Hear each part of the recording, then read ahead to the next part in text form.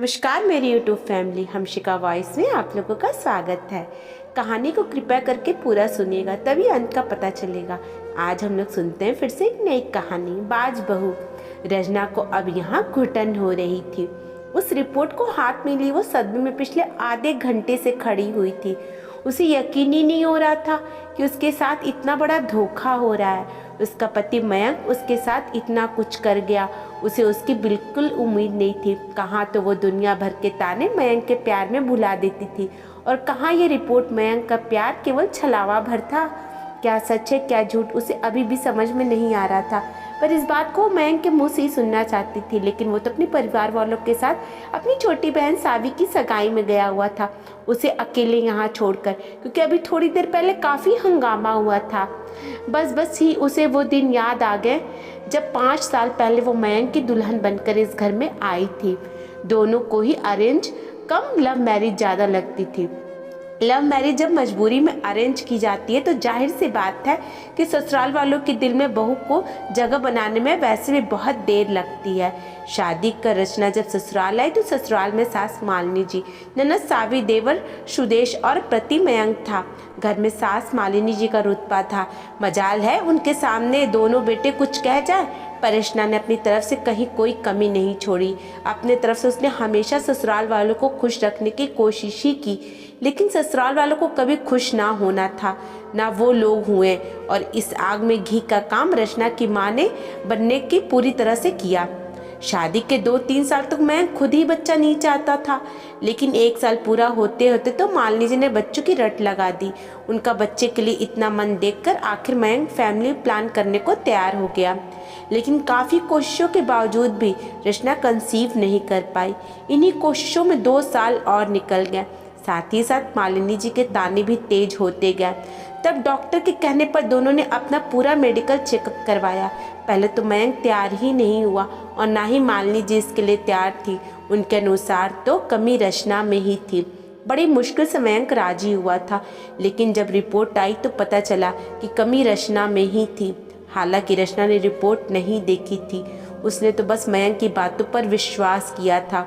बस तब से मालिनी जी ने मयंक को दूसरी शादी की बात शुरू कर दी। हालांकि मयंक कभी भी इसके लिए तैयार नहीं हुआ।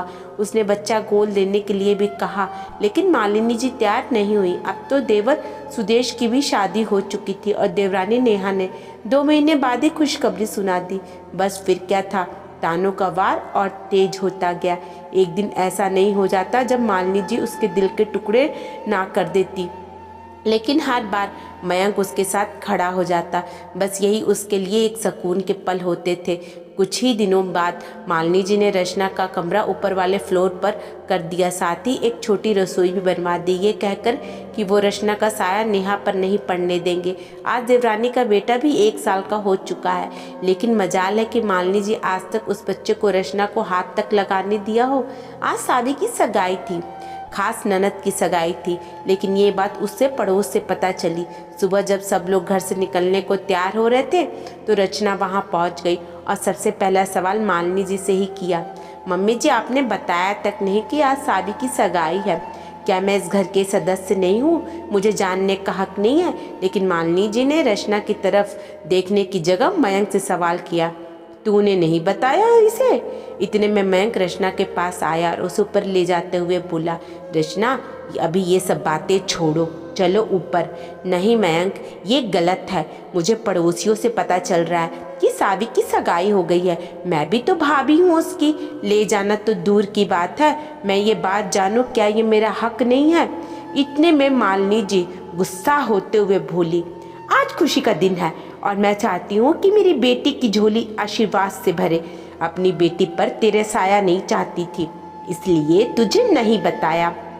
माँ अब बस भी करो ना, मैं रचना को ऊपर ले तो जा रहा हूँ, फिर क्यों बोले जा रही हो आप? मयंक का रचना का साथ देना मालिनी जी को अच्छा नहीं लगा, तो वो मयंक को सुनाते हुए बोली, हाँ तू तो साथ दे इसका, एक बार मेरी बेटी की शादी हो जाने दे, उसके बाद तो इसका इस घर से हमेशा हमेशा के लिए किस्सा ही ख़त्म करूँगी। मैं तेरी दूसरी शादी करवा कर ही रहूँगी। पता नहीं तू क्यों झेल रहा है इस बाज को। बस करो माँ, एक शब्द भी नहीं बोलेंगी आप। अचानक मयंक बोला तो मालिनी जी चुप हो गई। मयंक रचना का हाथ पकड़कर उसे ऊपर लेकर आ गया। रचना की आंखों से आंसू बह जा रहे थे। मयंक उसे समझाते हुए बोला, बस इसीलिए तुम्हें नहीं बता रहा था। मैं जानता था कि तुम्हें दुख होगा, क्योंकि माँ तुम्हें ले जाने को तैयार नहीं होंगी। देखो रचना, मेरी बात को समझो। बड़ा भाई होने के नाते मुझे तो जाना ही पड़ेगा, पर मैं तुम्हारा दिल नहीं तोड़ना चाहता था, इसलिए तुम्हें नहीं बताया। प्लीज़ मेरी बात को समझो। मयंक अपनी बात समझाते हुए बोला। खूब देर तक उसे चुप कराने की कोशिश करता रहा। तभी नीचे से मालिनी जी की आवाज़ आई, मयंक जल्दी चलो, देर हो रही है, लड़के वाले आ गए होंगे। सुनकर मयंक ने रचना को कहा, रचना देखो, मुझे अपनी जिम्मेदारी तो निभानी ही पड़ेगी ना। प्लीज़ तुम रो मत। अगर तुम इसी तरह रोती रहोगी तो मेरा दिल नहीं लगेगा। अगर तुम चाहती हो तो मैं भी नहीं जाऊंगा, मैं तुम्हारे पास ही बैठ जाता हूँ। कहकर मयंक वहीं पलंग पर बैठ गया। वहाँ उसे ऐसे बैठ कर देखकर रचना के चेहरे पर मुस्कुराहट आ गई। वो अपने आंसू पोंछते हुए बोली, मैं भला कौन होती हूँ एक भाई को अपनी बहन की सगाई में जाने से रोकने वाली। मैं सावी के इतने खूबसूरत दिन को खराब नहीं करूँगी। तुम जाओ, मैं नहीं रो रही हूँ। कहते हुए रचना ने मयंक को वहाँ से विदा किया। मयंक को विदा करने के काफ़ी देर तक रचना यूं ही चुपचाप बैठी रही। फिर पता नहीं क्या सोचकर अलमारी की सफाई करने लगी। उसे अलमारी की सफाई जिस मयंक ने कभी हाथ तक नहीं लगाने देता था। काफ़ी दिन से मयंक अलमारी की सफाई करने के लिए कह रहा था। सो रचना ने सोचा कि मयंक को तो वक्त मिल ही नहीं रहा है, इसलिए वो ही इसे साफ कर देगी। और अलमारी की सफाई करते समय ये रिपोर्ट वाली फाइल उसके हाथ लग गई। बस तब से रचना यूं ही शॉक होकर बैठ गई। कुछ लोगों कर रचना उठी और घर को लॉक करके बाहर निकल गई। कुछ देर बाद जब लोग घर पर आ गए तब तक रचना भी आ गई थी। जब रचना वापस घर आई तो मयंक ने उसे देखकर कहा, रचना कहाँ गई थी तुम? उसे देखकर रचना की बात करने की इच्छा नहीं हो रही थी, पर फिर भी बोली, डॉक्टर के पास गई थी। मन कुछ खराब सा हो रहा था। क्या कहा डॉक्टर ने? मयंक ने फिक्र जताते हुए कहा, डॉक्टर ने कहा कि मैं माँ बन सकती हूँ, मुझ में कोई कमी नहीं है, इसलिए आते समय रास्ते में से मिठाई लेकर के आई हूँ। कहते हुए रचना मिठाई का डिब्बा लेकर मयंक के पास आई और उसे खोलकर मयंक का मुंह मीठा कराने लगी। पर मयंक ने उसका हाथ रोकते हुए कहा, पर रचना, वो पिछली मेडिकल रिपोर्ट तो। अरे हाँ, वो मेडिकल रिपोर्ट, उस रिपोर्ट में तो कहीं नहीं लिखा था कि मैं माँ नहीं बन सकती हूँ, है ना मयंक? रचना ने प्रश्न भरी नजरों से मयंक की तरफ देखा। तब तक मालिनी जी बोली, अब चाहे तो कुछ भी तमाशा कर ले, तू इस घर में नहीं रहेगी। अब तो मैं अपने बेटे की दूसरी शादी करके ही रहूंगी। तेरी जैसी बाज को तो इस घर में बिल्कुल ना रहने दूं। बाज? आज ये शब्द चुभ नहीं रहा है मुझे। जानते हो क्यों मयंक? क्योंकि आज तुम्हारी रिपोर्ट मेरे हाथ में आई। ये बाज शब्द तो उस धोखे से बहुत छोटा है जो तुम मेरे साथ कर रहे थे। तुम्हारी माँ मुझ पर तानों का वार पर वार किए जा रही थी और तुम चुपचाप सुने जा रहे थे।